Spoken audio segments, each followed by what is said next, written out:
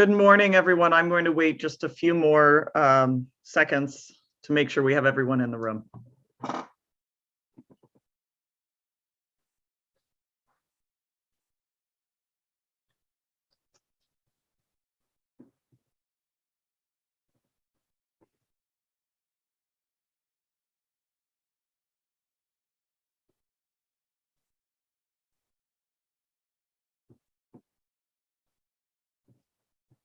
All right, it looks like we have everyone in, so I'm going to go ahead and get started. Good morning. I'm Hearing Officer Nicole Kinsey with the Administrative Hearings Office of the State Water Resources Control Board.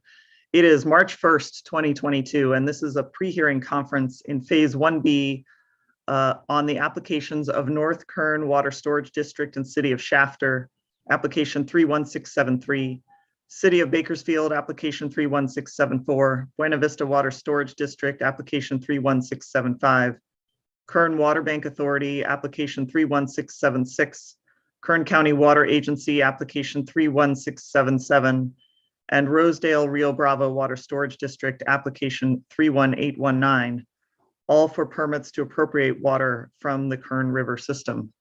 This pre-hearing conference is being held in accordance with the pre-hearing conference order, notice of hearing and notice of pre-hearing conferences dated February 9th, 2022. This pre-hearing conference is being conducted by Zoom web conference and is also being broadcast live on the AHO YouTube channel. Both the audio and video are being recorded, and we will post files of this recording along with the Zoom generated transcript to the AHO FTP site. The YouTube recording will also be available on the AHO YouTube webpage. If at any time you are experiencing technical difficulties this morning trying to communicate with us, please send an email to the AHO at adminhrgoffice@waterboards.ca.gov. AHO staff will be monitoring our email inbox and will let me know. Assisting me today are several staff of the Administrative Hearings Office, Amy Blunk, Skylar Anderson, and Kyle Wooldridge, as well as Nicole Mullins. Let's move to appearances. To do that, I'm going to identify each of the entities that filed NOIs for Phase 1B of this hearing. And as I do, if you are representing that entity today, please unmute your microphone and state your name. We will start with the City of Bakersfield. Good morning, Ms. Kunze. Colin Pierce appearing for the City of Bakersfield. My partner, Julianne Ainsley, may be joining, but she's having some BART-related issues right now, apparently. All right. Thank you, Mr. Pierce. Thank you. City of Shafter. Good morning, Ms. Kunze. Patrick Scahan with Best and Krieger for the City of Shafter. Thank you. Good morning, Mr. Scahan. North Kern Water Storage District. Good morning, Ms. Kunze. Scott Cuney of Law Offices of Young Wooldridge appearing on behalf of North Kern Water Storage District. Good morning, Mr. Cuney. Buena Vista Water Storage District. Good morning, Ms. Kinsey. Ryan Becerra, Barkowitz, Chronic, and Shanahan for Buena Vista Water Storage District. Isaac St. Lawrence is along with me here today for the district. Thank you. Good morning, Mr. Becerra and Mr. St. Lawrence. Rosedale Rio Bravo Water Storage District. Good morning, Jennifer Spalletta Law for Rosedale Rio Bravo. Good morning, Ms. Spalletta. Kern Delta Water District. Good morning, Ms. Kinsey. Robert Donlin, Richard Eigert, and Craig Carnes for Kern Delta. Thank you. Good morning, Mr. Donlin, Mr. Carnes, and Mr. Eigert. Kern County Water Agency. Good morning, Nick Jacobs with Somax Simmons and Dunn representing the Kern County Water Agency. Good morning, Mr. Jacobs. Tulare Lake Basin Water Storage District. Good morning, Ms. Kinsey. This is Peter Keel. Good morning, Mr. Keel. Kern Water Bank Authority. Good morning, Ms. Kinsey. Kevin O'Brien of Downey Brand for Kern Water Bank Authority. Good morning, Mr. O'Brien. And the public interest groups, I have Bring Back the Kern, Kern River Parkway Foundation, Kern Audubon Society, Kern Cahuilla Sierra Club, Panorama Vista Preserve, and Center for Biological Diversity. Do we have Mr. Keats on the line? All right, California Department of Fish and Wildlife. Good morning, Ms. Kunze. This is Nancy Murray for California Department of Fish and Wildlife. Thank you. Good morning, Ms. Murray. And then I believe I see we have Mr. Rose with the State Water Resources Control Board. Mr. Rose, I've identified you, but will you care to identify yourself? Yes, thank you. David Rose, State Water Resources Control Board's Office of Chief Counsel. I'm not sure if I'm representing anybody here today because I'm not here on behalf of a party, but just to answer any questions or maybe ask some of my own regarding witness participation for Division of Water Rights staff. Thank you. Good morning, Mr. Rose. And then I just wanted to identify for the record, it appears to me, Ms. Thomas, do we have a court reporter here joining us as well, which is fine. I just wanted to verify. Yes, I am the court reporter. Great. Good morning, Ms. Thomas, and let us know at any time if hopefully we won't go too fast, but please feel free to chime in. Thank you. Is there anyone else on the line who intends to participate who has not yet had a chance to identify themselves?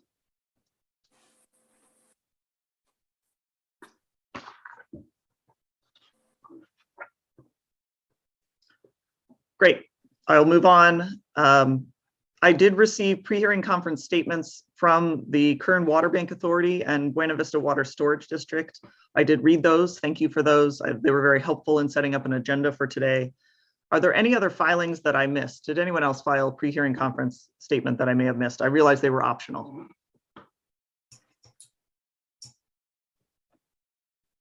So based on the issues I have on my list and then also those pre-hearing conference statements, let me just lay out what I see as the agenda for today, and then we can work through them. I thought first we would talk about any issues related to the witnesses, both the Division of Water Rights staff and then also Mr. Ashlock, and we can discuss those. Next, I thought we would turn to time limits on case in chief testimony of witnesses, of summarizing their written testimony.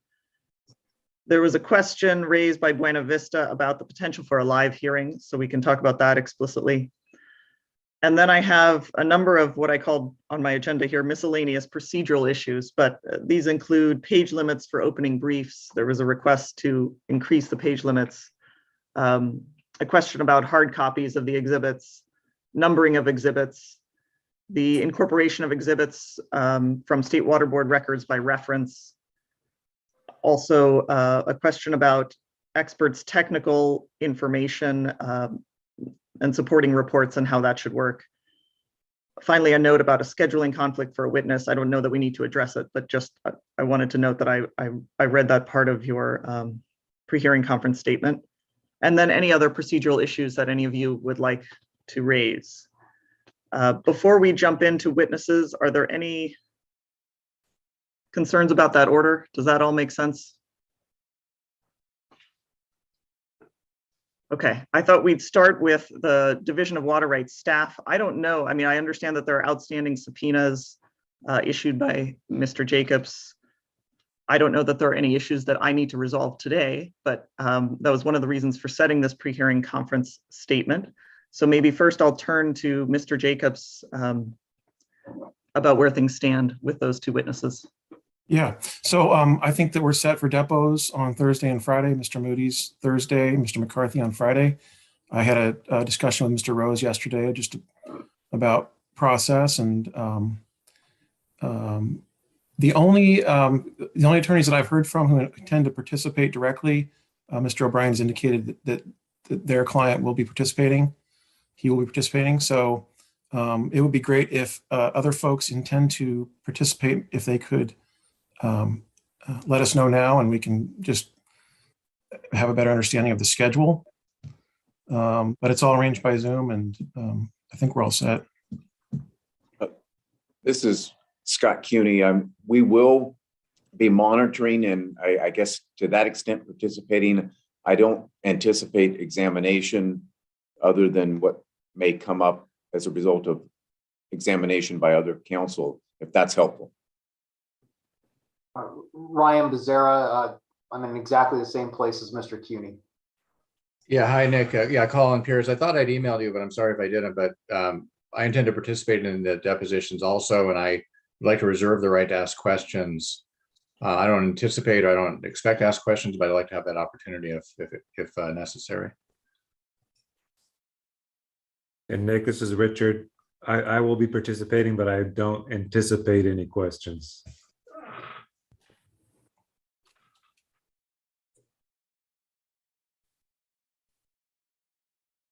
Good. Well, thank you. I appreciate, Mr. Jacobs, that you and Mr. Rose were able to work out a schedule and an arrangement, and so and the cooperation of everyone involved. And thank you, everyone, for taking this opportunity to communicate with Mr. Jacobs. That's one of the reasons for this pre-hearing conference. We can all talk together. So, sorry, Ms. Kinsey, I did have one additional question. Good. I wasn't sure how this was going to be happening. I didn't talk to Mr. Jacobs about it yesterday. Is there an intent to have the depositions transcribed, and if so, was there a plan to have the transcription of the depositions released to everybody else? I'm just thinking from an efficiency standpoint of how, you know, if there's a possibility that the witnesses, the division staff might not need to be called as witnesses at the hearing if you get your questions answered at the deposition, how to do it with the least imposition on those staff. That's my only really reason for being here. I think, as I understand that, I'm going to turn to you, Mr. Jacobs. Is there an intent to have a reporter and a recording of, or some kind of recording of the Zoom depositions? Yes, definitely. And the invite that everybody received with the Zoom link yesterday is from the court reporter. So I think it's Imagine Reporting will be doing it. And with the rest of these proceedings, we've split those bills, I think, amongst the parties. And so we can absolutely make that available. Let me say this about the need to have Mr. McCarthy, Mr. Moody testify at the hearing. I don't know what they're going to say in the deposition, so I can't commit to a position on that. But what I think I hear you saying is that you prefer if the deposition is sufficient, that be the testimony that's carried forward into the hearing. I think we would need a stipulation on that to actually do that. And I'm willing to discuss that. I can't commit, though, at this point to not calling them as witnesses until we have the depots and consider what comes out of that. Is that fair? Understood. Yeah, I wasn't asking for you to commit to anything now. I'm just aiming for maximum efficiency. So if there is a transcript, which sounds like there will be, and that's circulated or everybody has access to it, then I'll probably work with you to see if there could be a stipulation just to avoid imposition on these staff and their time. And if there can't be, you know, then maybe we can figure out what additional purposes there may need to be for them to be called. But again, that's my only reason for being here. So I understand that you can't predetermine that until you've had the deposition. So thanks, Nick.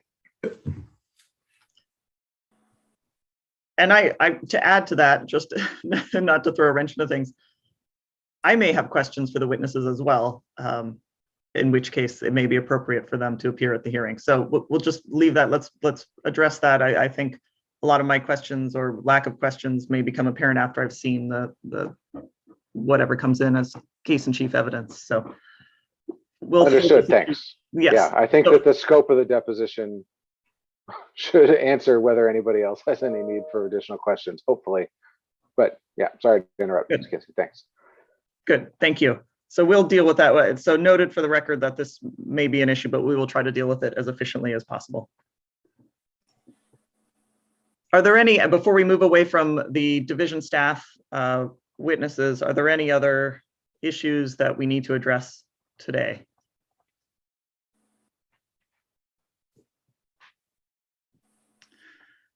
Let's turn to Mr. Ashlock. I will look to, I understand he has been identified as a case in chief witness by Buena Vista, and then also Kern Water Bank would like to examine Mr. Ashlock, whether we call it direct or cross. Maybe I will turn to you, Mr. Becerra. Have you had a chance to speak with Mr. O'Brien and come to some kind of agreement, or are there any outstanding issues that we need to address? Thank you, Ms. Kinsey. Yes, Mr. O'Brien and I spoke yesterday. As you saw in our pre-hearing conference statement, we will be calling him. So Kern Water Bank Authority will have the opportunity to cross-examine. I think that dispensed with the need for a subpoena. We do have a disagreement about the extent to which the Water Bank Authority should have to make any disclosure of what its questioning will be if it intends to go outside the scope of Mr. Ashlock's direct testimony. Certainly the board's rules allow for cross-examination, at least on case in chief, of cross-examination that goes beyond the scope of the testimony. However, the Water Bank Authority identified Mr. Ashlock as one of its case in chief witnesses. And so our position is that the authority should have to disclose in some way the topics of the testimony they will be seeking from Mr. Ashlock if it's beyond the scope of his direct. So my proposal, which I understand is not something to which Mr. O'Brien agrees at this point, my proposal is that on April 18th, after the authority is able to see Mr. Ashlock's case in chief testimony, that they would provide a brief disclosure of the topics of questioning that they would like to have beyond the scope of his direct testimony. Bullet items, essentially. It's a practice that was used informally during the California water fix hearing for some disclosure of what people's cross-examination might be. And again, we would be asking for that disclosure only to the extent that the Water Bank Authority wants to go beyond the scope of Mr. Ashlock's direct testimony. So that's the point on which we have a disagreement. And hopefully I summarized that correctly, Mr. O'Brien. Well, thank you, Mr. Becerra. I'll turn to you, Mr. O'Brien, to comment. Yes, thank you, Ms. Kinsey. Mr. Becerra correctly summarized where we are. We are, as I indicated in our pre-hearing conference statement, we are prepared to delist Mr. Ashlock as a witness as part of our case in chief and simply question him in cross-examination based on Mr. Becerra's representation that he will be testifying in Buena Vista's case in chief. And I'm prepared to accept Mr. Becerra's representations, and I don't think a subpoena will be necessary. Our primary objective in listing Mr. Ashlock was to make sure we had a chance to question him in this hearing, and it appears that that will be the case. As for Mr. Becerra's proposal that we be required to submit a brief disclosures regarding our intended areas of examination to Mr. Ashlock, I think that really is inappropriate because it basically subjects Kern Water Bank Authority to a different set of procedures than any other party in this hearing. There are most likely plenty of parties in this hearing that will be cross-examining witnesses on issues that go outside the scope of their direct testimony. And I think if you're going to impose that type of procedural requirement on Kern Water Bank Authority, I think you would need to impose the same requirement on all parties. Frankly, I think it would get quite cumbersome. I don't think it's necessary. I don't think it's consistent with the AHO's procedures that have been followed in other hearings. So Mr. Becerra and I respectfully disagree on that particular issue. Thank you, Mr. O'Brien. I think I'm going to go ahead and I mean, I realize we're well in advance of the hearing, but this is what I would like to do at this point. I think I'm not going to require a disclosure of the topics on cross-examination, but keeping that in mind that if there is testimony, I mean, Mr. Becerra, you will have the opportunity to redirect the witness. And if to the extent that the testimony is can be characterized as surprise, although it is your own witness, so in theory, you would have a chance to know what he knows. But to the extent that it's surprise and justifies a supplementation of your rebuttal evidence, that may be appropriate. And as it would be the case with the cross-examination of any other witness, if matters were to come out that were unexpected, that may be a justification to add to the rebuttal evidence. So I'd like to deal with the issue that way and move forward, because I do think Mr. O'Brien makes a point that it would be, if we are to require such an, whether we call it an offer of proof or identification of topics, we should do that with respect to any cross-examination outside the scope of direct. And I don't think we need to do that here. So is there anything else on with respect to calling witnesses? I'm going to turn next to the question of time limits on witness case in chief summaries of their written testimony, but anything else about the Division of Water Rights staff or Mr. Ashlock that we need to address today? Yes, Ms. Kinsey, I just want to make Yes. sure I understand where you're going on this. So basically, to the extent that the cross-examination of Mr. Ashlock goes beyond the scope of his direct testimony, we may be able to submit rebuttal testimony by Mr. Ashlock himself to clarify. That's yes, where you ended up. That's where I'm going. Yes. Okay. Thank you very much. Appreciate it. Thank you. All right, let's talk about time limits on case in chief testimony. I had a chance to look back at the notices of intent. I realized there may be some revision. I know we have, I had set a deadline out for optional amended NOIs, but based on the NOIs that have been submitted, it looked to me like, and the number of witnesses and that kind of thing, it looked to me like there was a general clustering around about 2 hours per party. So I'd like to put on a limit of 2 hours per party, keeping in mind that this is a summary of your witnesses' written testimony, and I will have read the written testimony in advance of the hearing. I can commit to that. And this is an opportunity to summarize really the most significant points for me so that I can better understand that written testimony and to move forward from there. I did want to turn to you, Mr. Cooney. I believe North Kern identified 7 hours of testimony, and I just wanted to make sure, I just wanted to check in on that and whether there was a justification for that or whether 2 hours seems appropriate to you. When we initially made our filing, Hearing Officer Kunze, we did it necessarily conservatively. I'm highly confident that those estimates will reduce appreciably. I'm a little bit challenged to give you the exact figure today, and that's why we didn't submit anything in advance. I do think, if I'm understanding you, you're suggesting any case in chief witness be bracketed in the 2 hour interval. Is that what I'm hearing per witness or per case? I shouldn't be more clear that each party will have 2 hours to present all of their witnesses. Okay. Even with that clarification, I'm confident we can do that. We will be doing that because of, just as you indicated, we will have submitted written testimonies, reports, and then anticipate, and actually I had a question about this. In 1A, we did just this same protocol that you're just outlining, but you also indicated that you encouraged and had I don't know if it was a preference, and that's really the heart of my question, for there being a PowerPoint presentation summation of the report and or the testimony to give you the highlights, the key principles. Is that still a mode to which you're comfortable with, or do you have a preference? Thank you, Mr. Cooney. Yes, I very much appreciate the PowerPoint summaries with the caveat that those need to come in as an exhibit with the case in chief deadline. But yes, I find those to be quite helpful and really help to me illustrate and support the summation of the summary of the testimony. So I appreciate that question.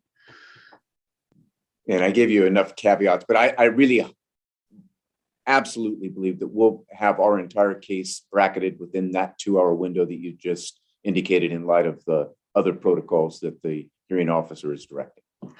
Thank you, Mr. Cooney. And I do want to add, to the extent that witnesses, your case in chief witnesses of any party are providing testimony that is helpful for me, that I have questions and it's detailed technical evidence, there is an opportunity to ask for more time, or I may ask for your witness to spend a little more time. So I don't intend these to be hard. I intend these to be guidelines, but to the extent that testimony is helpful to me, we can be somewhat flexible, although we do want to move this along. There are quite a number of parties and witnesses, as we all know.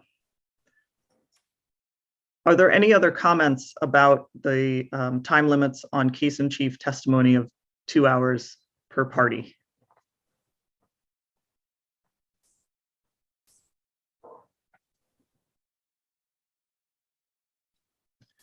I will turn to the third topic on my list, Mr. Becerra, I believe you had raised the possibility of a live hearing, and I just wanted to understand from you, I think you, in your pre-hearing statement, you noted technical challenges with the witnesses, and I just wanted to hear a little more from you about the justification for asking and your reasons for asking for a live hearing.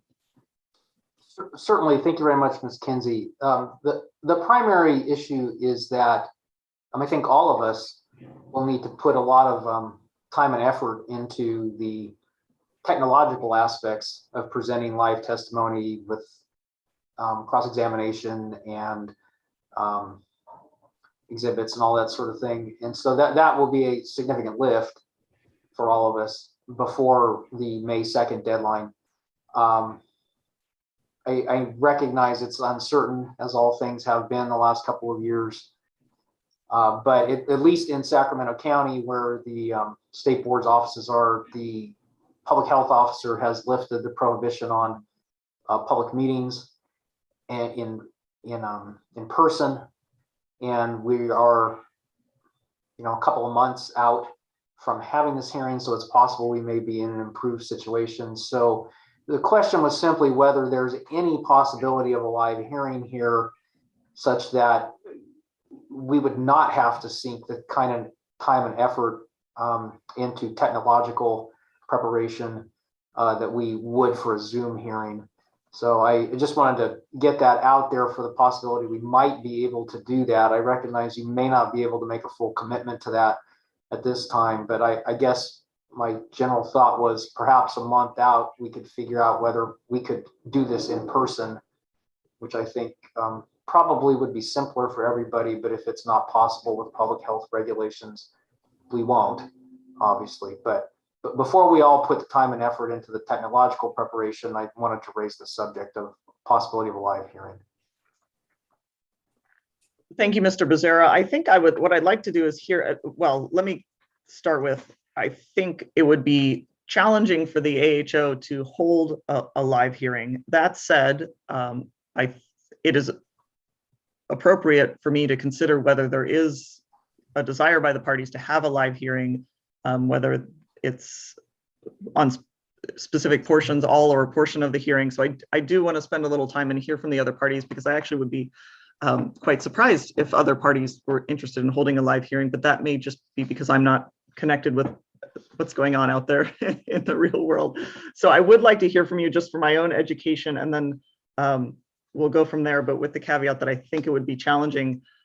In particular, I know the State Water Board has the capabilities and has been doing with their, or is going to do with their State Water Board meetings, to have a hybrid format where some people participate remotely and some are live and in person. My understanding is this is technologically challenging, and we have a limited capacity as at the State Water Board to do that on specific days.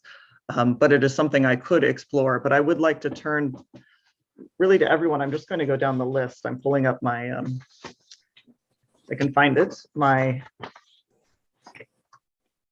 roll call list for today. And I'll just go down the list, and I'd like to hear from you on whether in-person is preferable or not. So maybe I'll start with Mr. Pierce. Yes, thank you, Ms. Kunze. To be honest, I don't have a strong opinion on this issue. I would think, though, that a hybrid process probably makes sense for a lot of the parties who aren't going to be as actively participating in the hearing. But this is kind of it's a tough issue. There's arguments on both sides, I think, for in-person versus not in person at this point. But we don't really have a strong position. We're open to, we'll be happy with whichever path the state board chooses. All right, thank you, Mr. Pierce. Thank you. Mr. Scahan. Yes, I agree with Mr. Pierce's proposal of a hybrid proposal. We have some scheduling issues we'll be dealing with, as another attorney will be stepping in, as I'll be out on paternity leave. So a hybrid proposal, I think, would be preferable for us. Thank you, and congratulations. Thank you very much. And Mr. CUNY.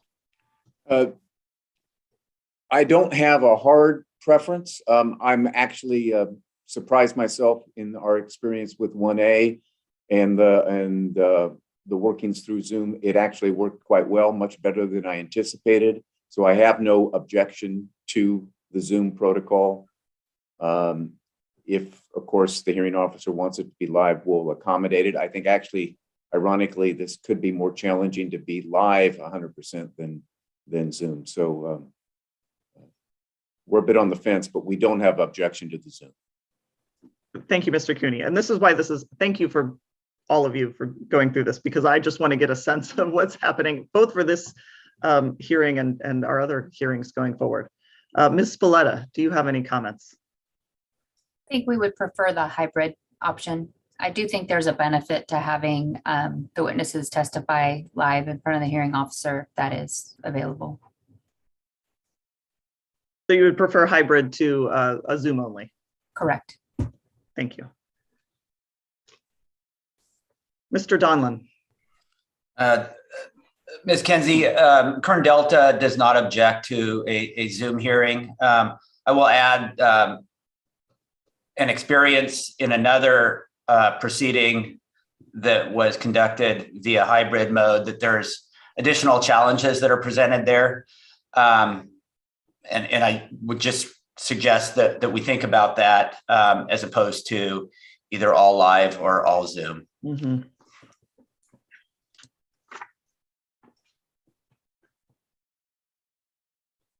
Mr. Jacobs. We're in favor of a Zoom proceeding. I think it's worked well in the past. I don't, maybe Mr. Becerra could help me understand what the technological issues are you're talking about. But all of our evidence are digital files that we submit ahead of time. And I'm serious. If there's an issue I don't understand, let me know. But I think that there's also significant efficiencies and cost savings for our public savings clients to do it by Zoom. And Mr. Becerra, I'll turn back to you once I get through the list, and maybe I think it might be helpful for both Mr. Jacobs and I if you explain a little more about the technology challenges. But Mr. Keel, do you have any preference? Thank you for asking. No preference, but we have found that Zoom has worked well for counsel and our client. Mr. O'Brien. I agree with the points made by Mr. Jacobs. I think there are important efficiencies that can be achieved through a Zoom hearing. I also agree with Mr. Donlin's comment that a hybrid proceeding raises a whole different set of complications.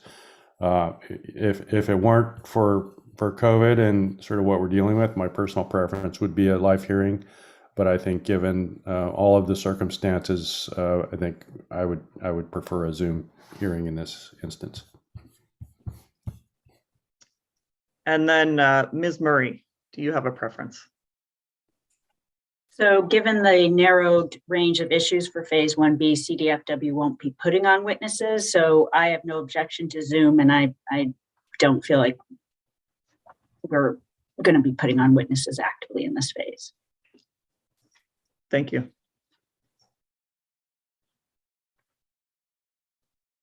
And then Mr. Becerra, I'll turn back to you. If you would like the opportunity to describe a little more the challenges that you think would be should be weighed that would be more efficient in favor of either an all live or a hybrid hearing. Thank you. We don't have a strong preference. Okay. We just want to make some clarity so we can make the appropriate preparations ahead of a May hearing. There's organizational issues such as finding the right space so that you don't have attorneys and witnesses' audios interfering with one another, and yet also being able to have a witness managed so that their testimony stops if someone is directed to stop testifying because of an evidentiary objection. We just have to set it up appropriately.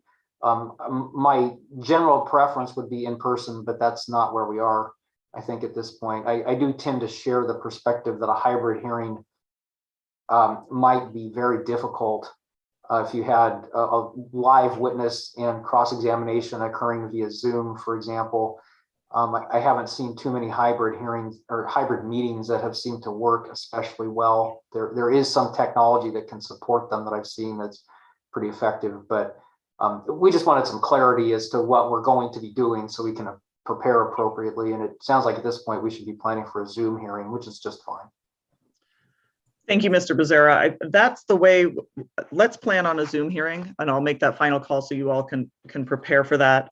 I want to stay open to the possibility of returning to live if it's appropriate. And I'm trying to just, check in and understand where all of you are coming from with your clients, both with respect to this proceeding and other proceedings, to understand.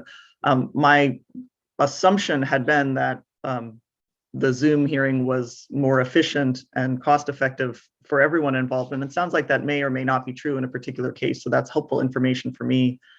I will tell you that one of the background limiting factors here is that holding a live hearing would require a physical space with the State Water Board. And that poses its own significant set of challenges. And I think it's very likely we would not be able to keep our current hearing dates. That's another factor here. So I think and thank you, Mr. Becerra, for expressing that you wanted clarity and you had some concerns, but it's not a significant issue. Let's stay with the Zoom, but we can revisit this issue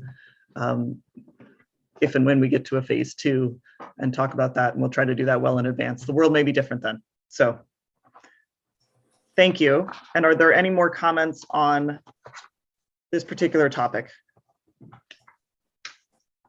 We will plan on Zoom. All right, I'm turning to my miscellaneous procedural issues. The first one I will look to is the request from you, Mr. Becerra, for an increase in the page limits for opening briefs. I understand that Buena Vista is anticipating to put on a significant case in chief and explanation of water rights. The request is for 30 instead of 15. I'm a little hesitant because if we have 30 pages and we have 11 participating parties, that's a fair amount of reading for me. I've been a good reader, but it's a significant amount. I also am committed to allowing closing briefs in this case. So that's another opportunity to put together, summarize the argument, and then there's the advantage of having the opportunity to respond to everyone else's evidence on the issue. But maybe Mr. Becerra, can you talk to me whether there's a compromise here? Because you can understand I want to read your brief carefully, but do you need 30 pages? Given that what I would appreciate is if the parties can coordinate somewhat so that there's not overlap. I've had some introduction at this point to the background of the Kern River.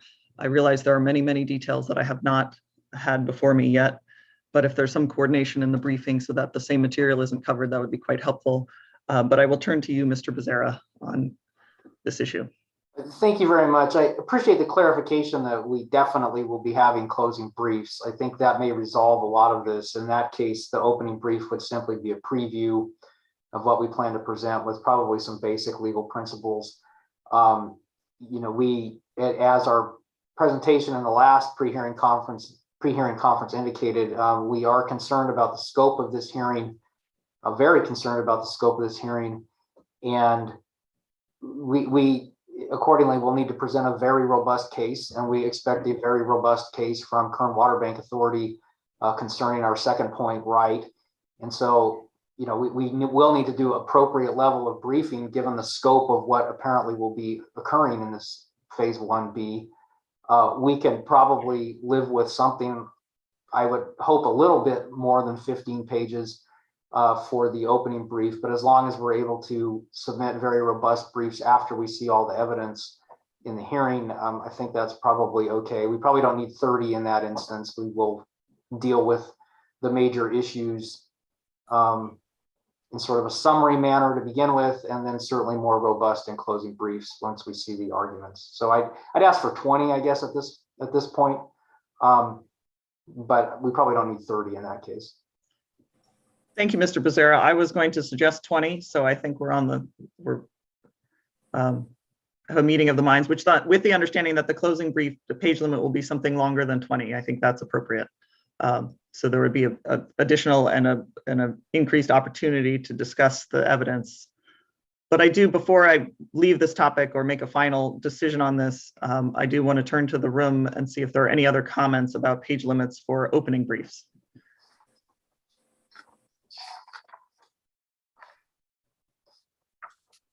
All right, then we'll go with 20 pages with the understanding that there will be an opportunity to submit closing briefs and that the page limits for closing briefs will be something longer than 20 pages. Right now I'm thinking about 30, but I think we should make a decision on that later after the evidence has been presented and we understand in more detail the scope of the evidence that's before us. Thank you very much, Ms. Kinsey. Thank you. Mr. O'Brien, you had a question about whether I want 2 hard copies of all of the exhibits. The answer is no, I don't. 1 is fine, please. And just to clarify for all of you, there's no need to provide hard copies. I included this in the notice, but no need to provide hard copies of exhibits that exceed 100 pages in length. And I probably did say 2 copies in the notice, but we are moving to just 1. I just need 1 set of hard copies of exhibits, and just those exhibits that are less than 100 pages in length. Thank you. Thank you.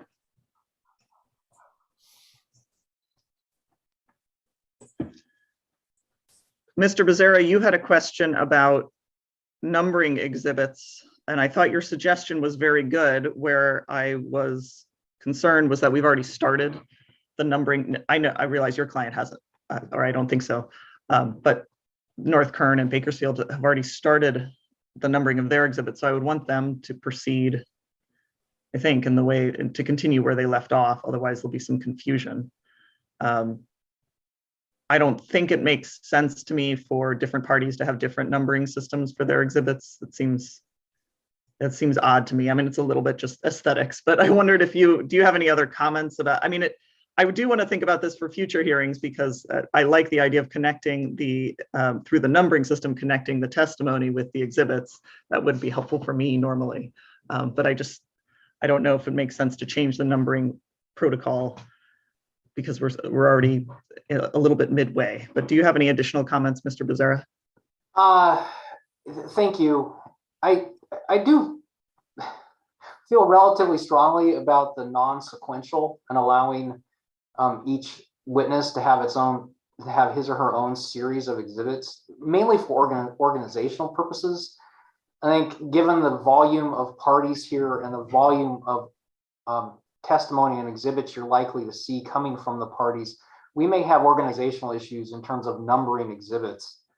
And I tend to think that sequentially numbering each individual witnesses' testimony in series of 100s will help resolve and avoid that sort of problem. I recognize that the phase 1A exhibits came in sequential order.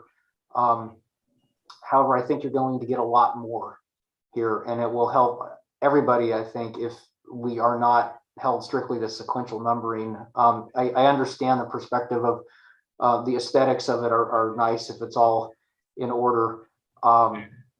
But I think it's better for organizational purposes if we don't have to stick strictly to that. And I don't think it will affect anybody's ability to cite to the record. You just want to have the numbering of exhibits be clear, whatever the numbering system is for any given party. Maybe Mr. Becerra, can you give me, you probably have more experience in some ways in this, but what is an example? What kind of numbering challenges are you referring to when that is assisted by having them non-sequential? If you don't have sequential, then it's easier not to start resorting to having A's and E's and that sort of thing. Yeah.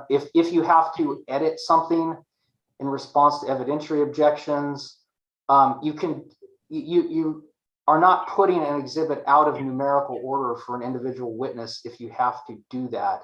You just assign the edited exhibit whatever the next number is in that witness's list of exhibits. So if your witness's main testimony is exhibit 200 and you are required to edit that, then you might assign the edited number 210 as opposed to 200E, because it's simpler to keep track of that way. Thank you. Hearing Officer Kunze, this is Scott Cuny. And I think you've already clarified this. We would not want to see renumbering or a change in system as it relates to North Kern exhibits. I think that's actually going to be more confusing for you than helpful. And we did also experience, I don't know if this solves Mr. Becerra's circumstance, where we had an exhibit. I think this happened for the city as well. There were exhibits that were initially submitted. You made evidentiary rulings that required them to change in some manner. And I think they then came in as that number redacted or you know, so it was identified and it worked, and it didn't happen that often. And hopefully that's not confusing as you're now reviewing that record. But there, I think there is a mode to dealing with this, and we're not troubled by whatever Buena Vista or the water bank needs to do, or the, you know, new parties. But we don't want to have to reinvent our exhibit identification and numbering system for many exhibits that are likely to come into the 1B proceeding. Thank you. Yeah, Ms. Coons, I would concur with Mr. Cooney. We've already briefed the issues in phase 1A, and we've referred to the exhibit numbers. So I again, yeah, I agree. We shouldn't change the numbers from the phase 1A at this point. Thank you, Mr. Pierce. Is there anyone else who feels strongly on this issue and would like to comment?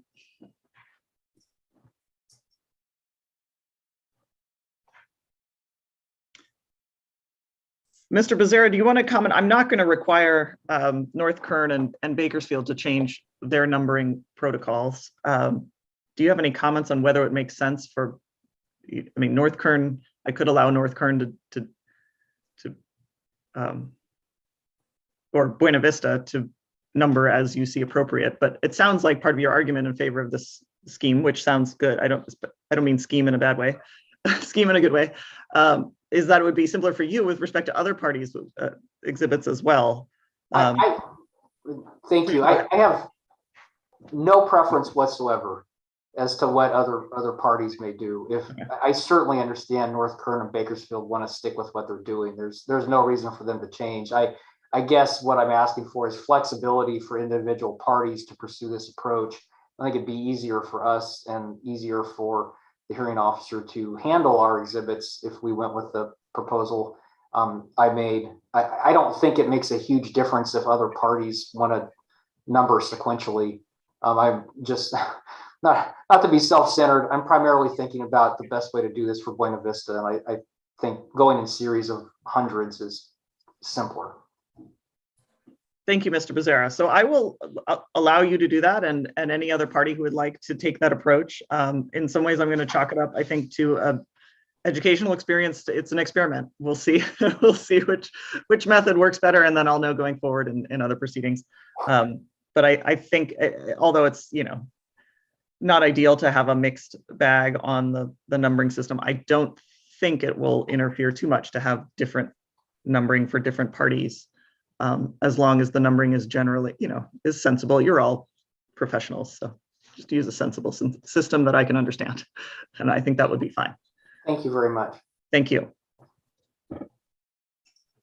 We'll move to the next item. I'm still looking to you, Mr. Becerra. I think you'd asked about incorporation of exhibits from the State Water Board records by reference.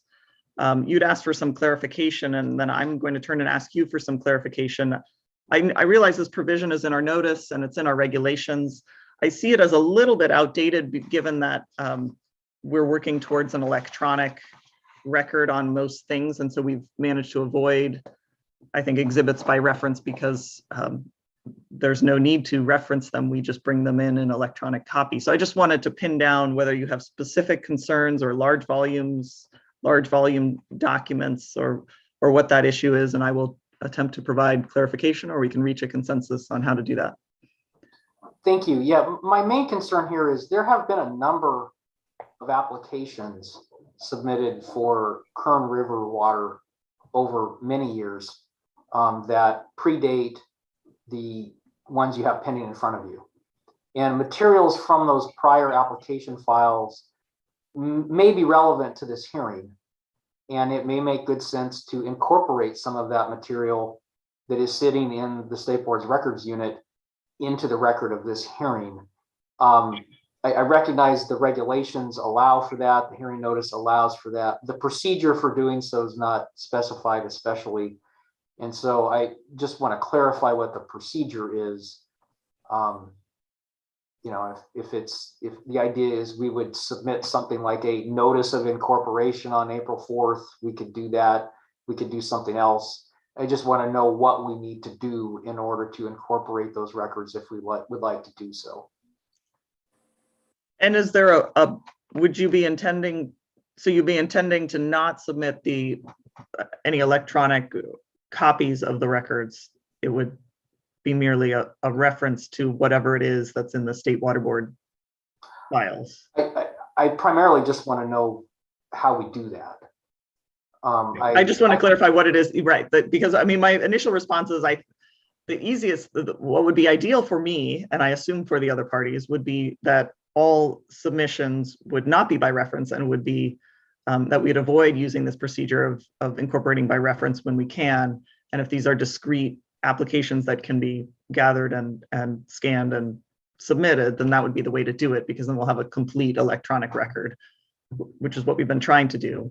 So I was trying to find out whether there's a reason here, you know, if it was a significant burden in doing that, then we could talk about whether there are other options. But I'd like to avoid the incorporation by reference unless we need to do that. But the primary thing that concerned me, I guess, is that witnesses for any individual party may not have any information about that. And so the question becomes, how do you sponsor those documents if you want to incorporate them into the record? The board's regulations allow for them to just be incorporated without an offering witness. And the mechanics I'm pretty agnostic on. If it makes sense just to provide an electronic copy, that's fine. We can work on that. I just want to understand how to offer them if one of our witnesses has no knowledge of them, but they're relevant information that we think the board has in its possession. Good. We're getting to the bottom of it. So let's do it this way. Please do submit these as electronic exhibits and with one hard copy if it's not too long. And then if there are any objections on this basis, I would just tell you right now that I would, in my opinion, this type of evidence that's in the State Water Board files, or that type of official record that is sort of self-verifying, if that's the correct term, and can be brought in and does not need sponsoring testimony from a witness. That's my general sense. But let's see if there are objections, and the appropriate way would be to offer those just as other exhibits, and we'll deal with objections if they come in. Does that make sense to you, Mr. Becerra? Yes, thank you. So we would provide electronic copies and probably some documents summarizing what they are. Please. Thank you. Thank you. Are there any other questions on this issue? Ms. Kinsey, I just want to clarify what this last discussion. My understanding is that, and I don't know if Mr. Becerra said this back to you or not, but my understanding is these documents he's referring to still need to be marked as exhibits, correct? Correct. Okay. And so therefore we can have, and then we'll have access to the documents also, as if we need copies of them, because otherwise I don't know where we get copies of them. Exactly. They would be, my understanding, they'd be marked and submitted as exhibits, the same as other exhibits. Parties would have the opportunity to raise any evidentiary objections that you may raise. I was giving a foreshadowing that I don't see the lack of sponsoring testimony as a problem if these records are true and correct copies of documents within the State Water Board files. That is not a final, decision, but it's just to give that indication. But we would deal with any other objections as they may come in. Does that respond, Mr. Pierce? Yes, thank you very much for the clarification. I appreciate that. Are there any other questions on this process or this discussion? Ms. Kinsey, I assume you'll be including this in an order following this this conference. I think it'd be helpful to have all these little requirements in writing so that everybody's on the same page. Absolutely. I plan to include all of this in a pre-hearing conference order ruling that I'll issue after this. And then if there are any additional questions or concerns that if something does not fit with your understanding of what you understood happened during this conference today, then you would have a chance to file something and let me know. And if it's not too time sensitive, we could deal with it at the April 21st pre-hearing conference. So I will be issuing a ruling after this. And I am taking notes and I try to address everything, but I don't always get everything. So Thank you. Mr. Becerra, did that address your concern? Do you have on this issue, do you have an understanding of how to move forward? Yes, absolutely. Thank Good. you. Any other comments? Okay, good. We'll move on. Again, Mr. Becerra, you had asked clarification, which was, I thought, a very good question about expert testimony and whether experts may present some of their opinions in a technical analysis rather than in the paragraph numbered format for testimony. And I would say, yes, I would appreciate the technical memoranda. I think that's often, for experts, that's often a very effective way to present the information. And then the numbered paragraph testimony can be appropriate summary or as you see fit to support and explain the technical memoranda to the extent it needs explaining. I think that makes a lot of sense and it's been used in other situations. So that is my inclination. Are there any, well, I'll turn first to you, Mr. Becerra. Do you have any other comments? And then I'll turn to the room. No, we appreciate the clarification. Okay. Are there any does anyone else have a comment or concern about allowing technical expert witnesses to submit a technical memorandum in addition to their written testimony? Okay. And then I did want to acknowledge, Mr. Becerra, I know you raised the issue of the potential scheduling conflict for one of your witnesses, depending on whether that witness is going to give rebuttal testimony. So I note that. You've brought it to my attention, and my suggestion would be let's deal with that once you have a better understanding of whether or not that rebuttal testimony will be appropriate, and we can schedule accordingly. We will make accommodations for that one way or another. Does that work for you for now, unless you have another suggestion? No, that's absolutely fine. That witness may not even need to present rebuttal. I just wanted to flag it since we do have hearing dates. Good, thank you. And just to remind you, Ms. Kinsey, we had a witness, Mr. Davids, who has a similar issue. So I'm fine with dealing with that later in the process. Good, yes, and I recall that. Thank you, Mr. O'Brien. So I think with that, I've stepped through the issues that are raised in the pre-hearing conference statements. If I missed anything or if there are any other procedural issues that we should address today, I am looking to all of you to let me know. Is there anything else we should address before we move along? As I said, I will be issuing a written ruling summarizing what we talked about today, and then we will also have our pre-hearing conference on April 21st. So we will have another chance to address procedural issues then. But is there anything else for today?